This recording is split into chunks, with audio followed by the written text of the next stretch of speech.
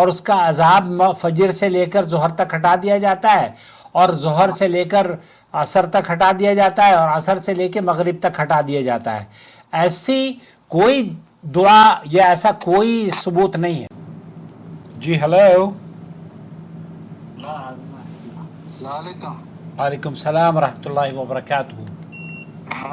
ٹھیک ہے، بڑھیا ہے، اللہ کا شکر، الحمدللہ۔ فرمائیے کیا نام ہے آپ کا؟ میرا نام غنی نام ہے، عبد الغنی۔ عبد الغنی جی، بولیے کیا آپ پوچھنا چاہتے ہیں؟ میں انڈیا کا ہوں، ادھر دمام پورہ رہتا ہوں۔ انڈیا کے ہیں، دمام میں رہتے ہیں، اوکے، بہت اچھی بات ہے۔ گجرات کا گجرات کے ہیں، اوکے جی۔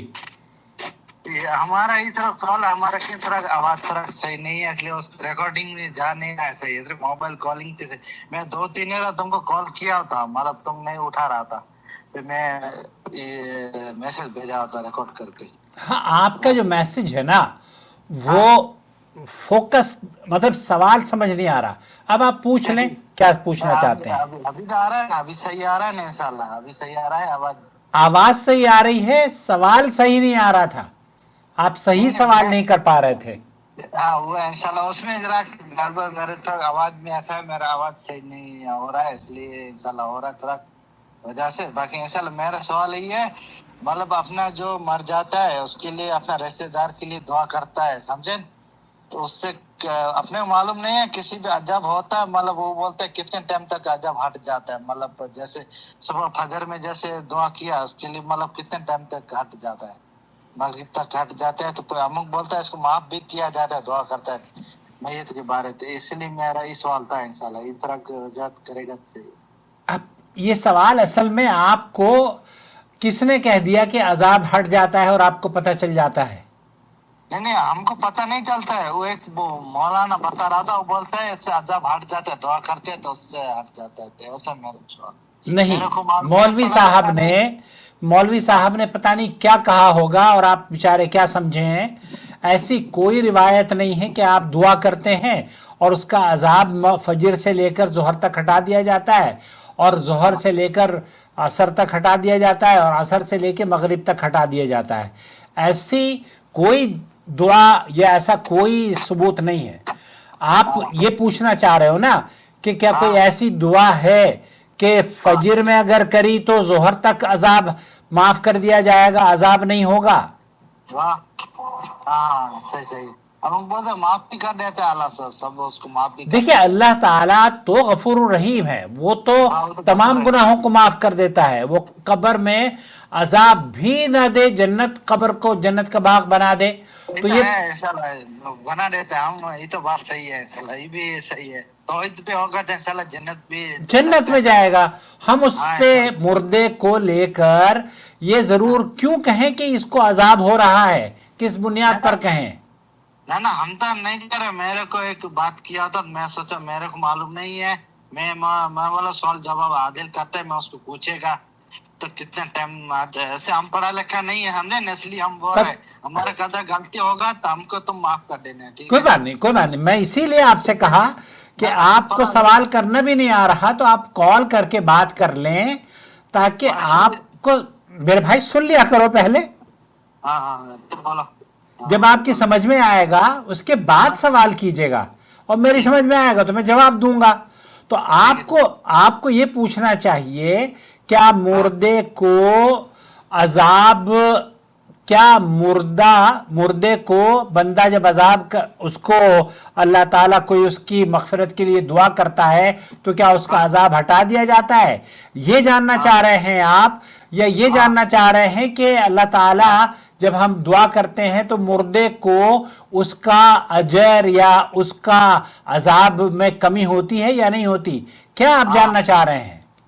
یہ کمی ہوتی ہے تو کیا ہوتا ہے، یہی ہم لوگ دیکھیے اللہ تعالیٰ قادر مطلق ہے، وہ آپ کی دعا، اگر آپ دعا قبول کر رہے ہیں، آپ دعا کرتے ہیں اللہ تعالیٰ سے، تو اللہ تعالیٰ اگر اسے قبول کرتا ہے تو آپ کے رشتہ دار کو وہ جنت میں داخل کر دیتا ہے، اس کو کوئی ممانعت نہیں ہے نا اس کی، اس کو آپ دعا کریں، استغفار کریں اور صدقہ کریں، ہاں یہ آپ عمرہ کریں، حج کریں، اس کا ثواب ملتا ہے مردوں جو فوت شدگان ہیں.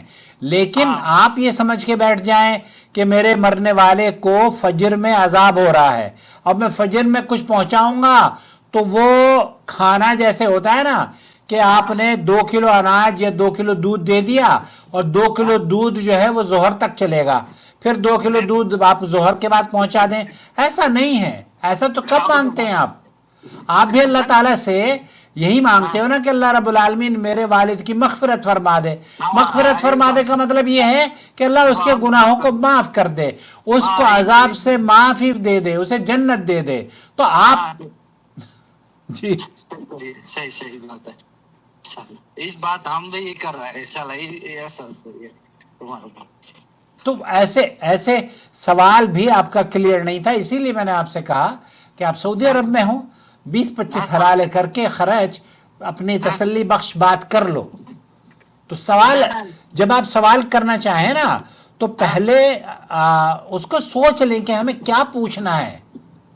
ہاں یار صحیح نا. ایک بات اس لیے نا میرا کلیئر اس پہ نہیں جا رہا تو میں سوچا اس کو کال میں 2-3 کیا تھا، مطلب تم نہیں اٹھا رہا تھا.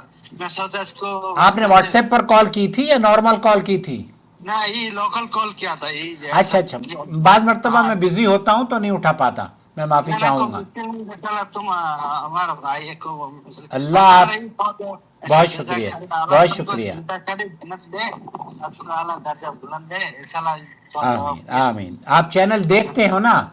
نہ دیکھتا ہے تمہارا سب سنتا ہوں میں. بس یہ جو میری اور آپ کی گفتگو ہو رہی ہے نا، یہ بھی میں نے ریکارڈ کر دی ہے، یہ بھی چینل پر ڈال دوں گا، آپ اس کو بھی اپنے سنیے گا ضرور.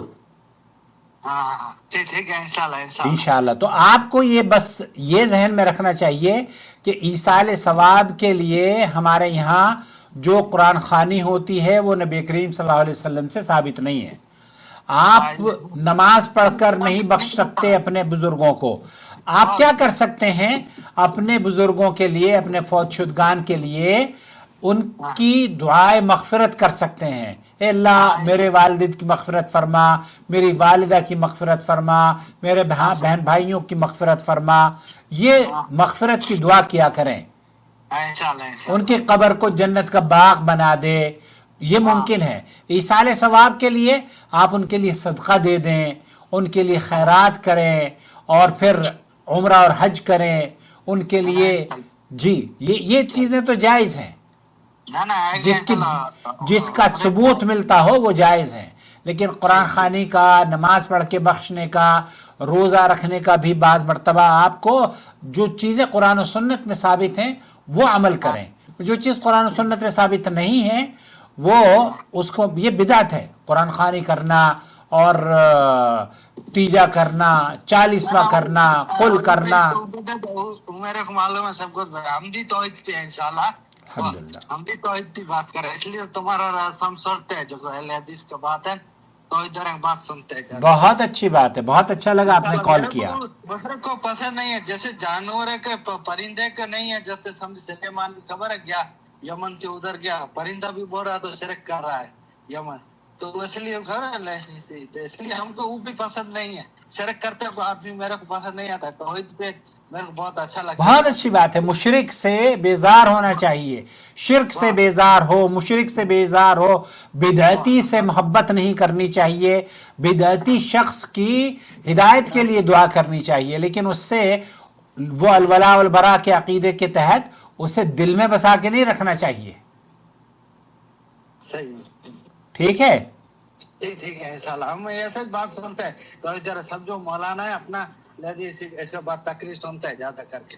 میں اس کے تقریب بہت سنتا ہوں. بہت شکریہ. بھی سنتا ہوں سب کچھ سوال جواب کا. اس لیے میں تمہارا نمبر تھا اس میں آتا ہے نا تم بتاتے ہیں تو اس لیے نمبر لگا رہا تھا. بہت اچھا کرا، اسی لیے میں نے آپ کی یہ گفتگو بھی ریکارڈ ہو گئی ہے. ہمارے ادھر بھی انشاءاللہ گاؤں میں بھی انشاءاللہ توحید اللہ ہے، سب کچھ ہے، سب توحید اللہ ہے. الحمدللہ. آپ اب یہ گفتگو جو میری اور آپ کی ریکارڈ ہوئی ہے اسے آپ چینل پہ سنیے گا اور اپنے گاؤں والوں کو بھیجیے گا کہ میری عاقل صاحب سے بات ہوئی تھی اور انہوں نے یہ جواب دیا ہے. यार हाँ ये इंशाल्लाह बाकी वो तुम जरा बोला ना वो जरा कट करने का सही है जो तुम बोला ना तुमको ये कौन बोला ने सवाल जवाब तो ये थोड़ा मेरे को वो बोलेगा सही नहीं लग रहा नहीं नहीं कोई वो तो वो जो हमारी पहले बात हुई थी वो आप छोड़ दीजिए। ये जो आप दीन की जो बात है ना, आप फोकस करके आप सवाल, ये आपके लिए भी है और दूसरों के लिए भी है, जो पूछना चाहते हैं ना, हाँ जो पूछना चाहते हैं वो सही तौर पर अपनी गुफ्तगू को फोकस करके पूछें कि हमें ये जानना है। हाँ ठीक है हमारा थोड़ा समझे आवाज सही नहीं रहा था उस पे इसलिए मैं सोचा कॉलिंग करेगा मतलब तुम्हारा बात नहीं हो पा रही थी मैं सोचा चलिए शुक्रिया, शुक्रिया कॉल करने का, बहुत शुक्रिया। अस्सलाम वालेकुम रहमतुल्लाहि व बरकातहू। अलैहिस्सलाम। भाई हैं, अहले तौहीद हैं और दीन की बहुत तड़प भी रखते हैं। कई मरतबा सुबह से मुझे मैसेज किया तो मैंने कहा कॉल कर लें, तो अल्हम्दुलिल्लाह 20-25 हलाले खर्च किए और बात हो गई। तो जो सऊदी अरब में है वो ऐसे कॉल कर सकते हैं।